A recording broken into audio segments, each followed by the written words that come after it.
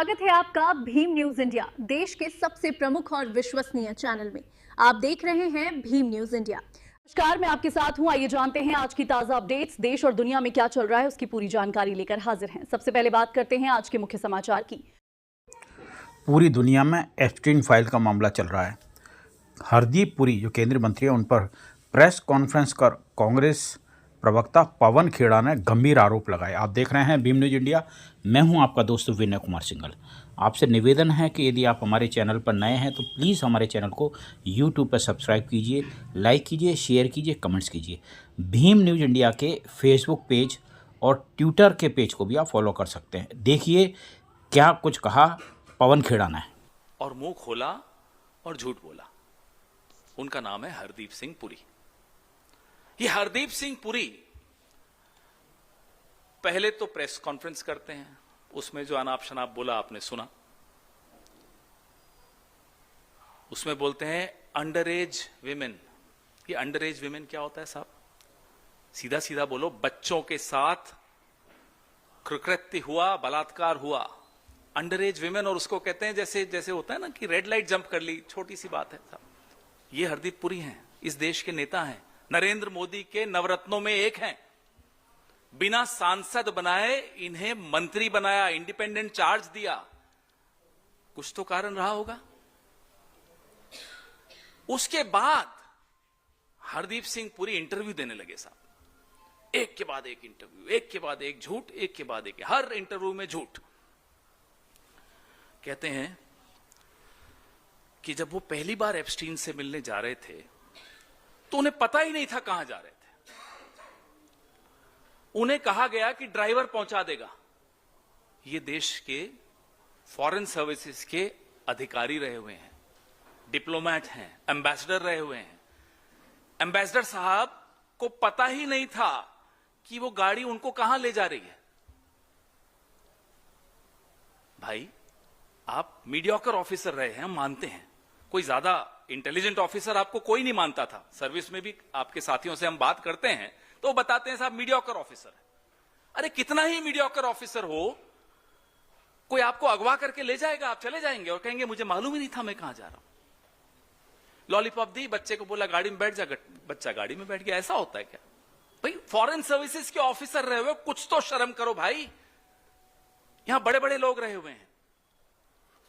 फिर कहते हैं मैंने गूगल किया, बड़ी बेचैनी हुई, अनईजी हो गया साहब, गूगल करके देखा मैं कहां जा रहा हूं। और फिर आपस में पूछा क्या हमें इनसे मिलना चाहिए जिनसे मिलने जा रहे हैं? ये हरदीप पुरी हैं, इंटरव्यू में बोल रहे हैं, मैं नहीं बोल रहा, मैं तो सिर्फ आपके सामने चित्रण कर रहा हूं। हमने आपस में बात की क्या इनसे मिलने जाना चाहिए? हरदीप जी, सेकंड क्लास के बच्चे हो, मालूम है कहां जा रहे हो, गूगल ने बता दिया कहां जा रहे हो, ये एड्रेस किसका है, फिर आपस में सलाह मशविरा कर रहे हो। अनईजी हो, गूगल ने बता दिया कहां जा रहे हो, और फिर कहते हैं साहब हाथ में लॉलीपॉप था, जाना तो था। ये अधिकारी है फॉरेन सर्विसेज के, ये मंत्री हैं कैबिनेट के, और बहाने देखिए इनके। पहले तो पता नहीं था, पता चला तो अनईजी हो गए, लेकिन गाड़ी नहीं रुकवा पाए, किडनैप हो गए थे।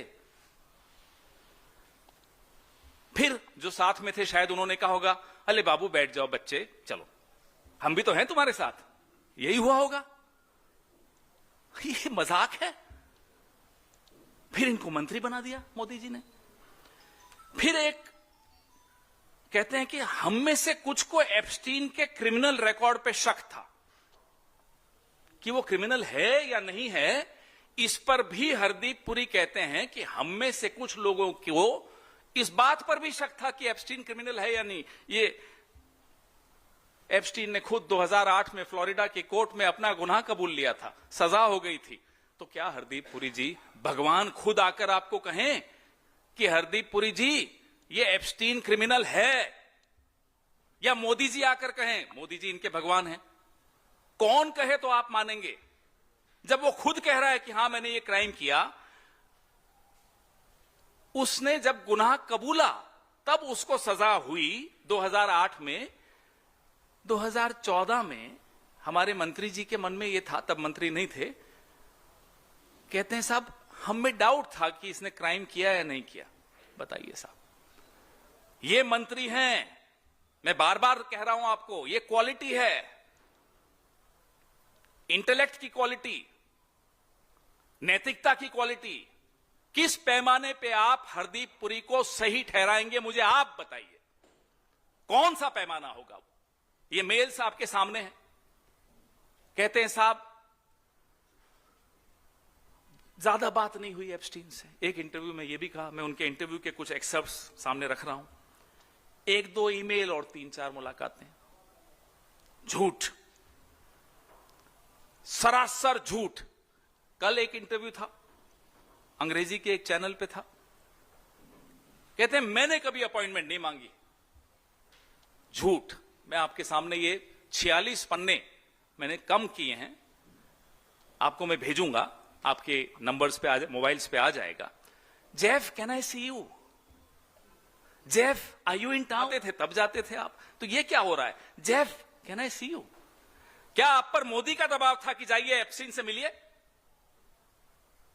2014 से 16, चलिए अभी वहीं की बात करते हैं, 17 पर भी आऊंगा।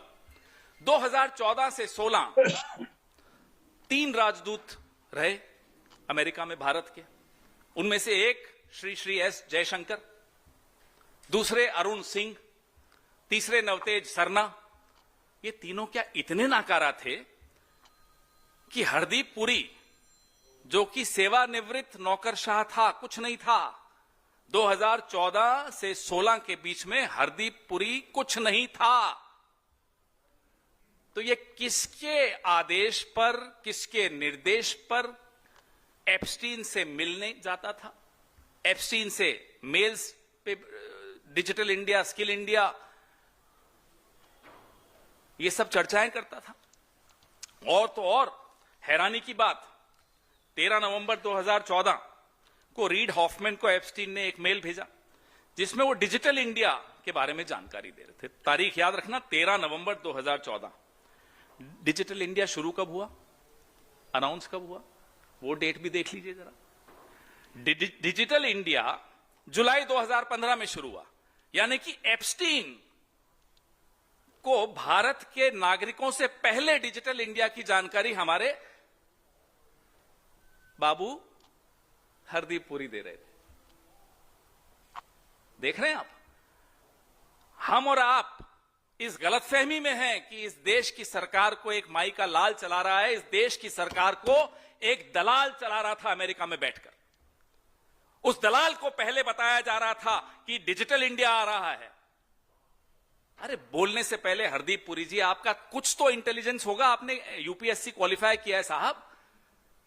खुद ही बोल रहे हैं मैं तो डिजिटल इंडिया की जानकारी दे रहा था। क्यों दे रहे थे साहब? पहली बात तो आपको यह जानकारी कैसे मिली? आप तो सरकार का हिस्सा नहीं थे। फिर आप एप्स्टीन को क्यों जानकारी दे रहे थे? वो किस चीज का हिस्सा था? और नरेंद्र मोदी जी, अब आप बताइए, क्या जयशंकर को नकारा आप भी मानते हैं? हम तो मानते हैं। क्या जयशंकर राजदूत, अमेरिका में भारत का राजदूत, उसके माध्यम से आप एप्स्टीन को या किसी को भी कुछ भी जानकारी देना चाहते हो, उस पर हम बाद में आएंगे, उनके माध्यम से नहीं दे रहे थे आप, हरदीप पुरी के माध्यम से क्यों दे रहे थे? यह रिश्ता क्या है आपका और हरदीप का, या आपका और एप्स्टीन का, जिसमें हरदीप पुरी शायद बिचौलिए का काम कर रहे हैं, हमें नहीं मालूम। तो हरदीप पुरी डिजिटल इंडिया की बातें कर रहे हैं। डिजिटल इंडिया की घोषणा होने से पहले किससे बात कर रहे हैं साहब? एप्स्टीन से। बताइए, हैरान हो जाने वाली बात है या नहीं?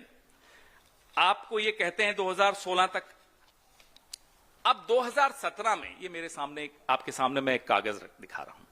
2017 में हरदीप पुरी जी थे president and chairman of the governing council of the research and information system for developing countries, RIS। ये दिल्ली बेस्ड एक थिंक टैंक है जिसकी फंडिंग भारत सरकार करती है। तो ये भारत सरकार के नुमाइंदे 2017 में एप्स्टीन को क्यों मेल भेज रहे थे, जरा ये बताइए मुझे। As a representative of the government of India, how and why was he sending a mail to Epstein, a sex offender, a criminal? And before that, between 2014 and 16, by what authority, under whose instructions, under what authority was he interacting with Epstein? He was a nobody. Mr. Hardeep Puri was a retired diplomat, full stop. We had 3 ambassadors between 2014 and 16 to the US. One was S. Jaishankar, the other was Arun Singh, and the third was Navtej Sarna. Were they so useless that the Prime Minister needed Hardeep Puri's services to interact with Epstein? Why? And Mr. Hardeep Puri was talking about Digital India 7 months before Digital India was made public in India, was announced in India. Who was he talking about Digital India to? Epstein. Why? This is our question. तो ये जो गंभीर बातें आपके सामने मैं रख रहा हूं, किसी कारण से रख रहे हैं. फिर हम ईमेल्स पे तो आपको दिखा ही रहे हैं. उस दिन प्रेस कॉन्फ्रेंस में कहा या इंटरव्यू में कहा, मेरे को ये ध्यान नहीं है, लेकिन कहते हैं अरे यार कुछ हुआ होता ना तो मैं तुम्हें बताता. Imagine, look at the approach जिससे ये बोल रहे हैं कि अगर कुछ हुआ होता तो मैं तुम्हें बताता. मैं तो इसी पे रह गया. ये इस व्यक्ति की मानसिकता है कि मैं सेक्स क्राइम्स का हिस्सा हुआ होता तो मैं आपको बताता, मैं तो सिर्फ मिलकर ही रह गया. ये पश्चाताप दिखा रहे हैं हरदीप पुरी. क्या इस आदमी को 1 मिनट भी मंत्री पद पर बनने रहने का हक है? आप मुझे बताइए. लेकिन बात सिर्फ हरदीप पुरी पे नहीं रुकती. हरदीप पुरी कठपुतली है. नहीं तो ये भीख मांगते हुए नहीं, Jeff can I see you, Jeff क्या मैं आपसे मिल सकता हूं, किताबें भेंट करने जा रहे हैं, बार बार मेल्स कर रहे हैं. एक मेल आई, मेल की इन्होंने, Jeff can I see you. Jeff का जवाब आता है साहब कि मैं मिडिल ईस्ट में जो हो रहा है उससे बड़ा नाराज हूं, मेरे इसमें बहुत स्ट्रांग ओपिनियन है. 2014 या 15 की है, इसमें आपको मिलेगी. क्या हुआ था मैं बता दूं. ये मई की मेल है, जून की मेल है, और मई में पैलेस्टीन के जो राष्ट्रीय अध्यक्ष हैं महमूद अब्बास भारत आए थे. तो क्या एप्स्टीन अपनी नाराजगी जता रहे थे मोदी जी से हरदीप पुरी के माध्यम से? क्योंकि 2017 में, अगले ही साल, मोदी जी इजराइल गए, पैलेस्टाइन नहीं गए. ये सब रिकॉर्ड का हिस्सा है. नाराजगी क्या थी एप्स्टीन की मिडिल ईस्ट की पॉलिसी से हमारी, जो वो हरदीप पुरी के माध्यम से मोदी को बता रहे थे? विदेश नीति कौन चला रहा था इस देश की? विदेश मंत्री तो नहीं चला रही थी सुषमा जी, क्योंकि उनके माध्यम से तो कोई मेल नहीं आ रही. उनका तो नाम भी नहीं है इसमें. एस जयशंकर का नाम नहीं है जो कि राजदूत थे. अरुण सिंह का नाम नहीं जो राजदूत थे. नवतेज सरना का नाम नहीं जो राजदूत थे. तो कौन चला रहा था? नरेंद्र मोदी, एप्स्टीन और हरदीप पुरी. यह विदेश नीति थी हमारे देश की. और फिर उसके बाद का तो सब कुछ सार्वजनिक है ही. ये कहते हैं कि मैं मिडिल ईस्ट में जो हुआ उससे नाराज हूं, I have a strong opinion. फिर मोदी जी उस गलती को सुधारते हैं, इजराइल जाते हैं, पैलेस्टाइन नहीं जाते हैं. उसके बारे में क्या कहते हैं? जेफरी एप्स्टीन कहते हैं कि सॉन्ग एंड डांस कर रहे थे इजराइल के सामने. किया ना? ये सब आपके सामने है ना. ये साबित होता है कि विदेश नीति इस देश की एप्स्टीन चला रहे थे. बहुत खेदजनक बात है. It's a matter of deep shame and regret for each one of us that the foreign policy of this country was being run not by the foreign minister, not by the prime minister, not by 007 James Bond, Mr. Doval, but by a sex offender, not an offender, a sex criminal, a maniac, a psychopath called Epstein, Jeffrey Epstein.